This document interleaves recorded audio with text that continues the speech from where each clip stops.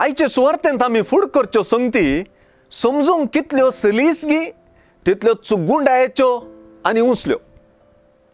जेजूच्या मिसांवाची आनी जेजूच्याच महत्वाची गुंडाई रुंदाई फिलिपाच्या आमकां बाप दाखय म्हणले विनंतीक जाप जावन आनी वाट जाणा जावची कशी म्हणल्या तोमासाच्या सवालाक जाप जावन फावो जाता. जुआंवचे सुवार्थेंतच स्पश्ट जाता तशें बापातावन आयिल्ल्या आनी बापानच धाडलेल्या पुता शिवाय कोणीय बापाक पळोवन नेना, ताका वळखय ना.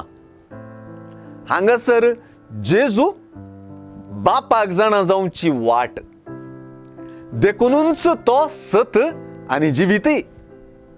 फिलिपान आमकां बाप दाखय म्हणटाना जेजू आपल्या मिसांवच दिसनासल्या अतीत देवाक उगडापें करचें म्हणून लिसांव दिता.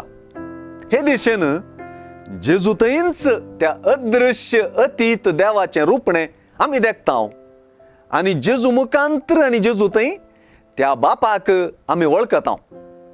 अशें जेजूचें मिसांव बापाक परगटचें आनी ताचें दर्शन आपल्याच व्यक्तित्वांत दिवचें आनी बापाची वळख आमकां दिवचें. हेंच जेजूचें महत्वूय. जेजू थंय वा पुता थंय बाप आसा, उलयता, दिसता आनी वावुरता.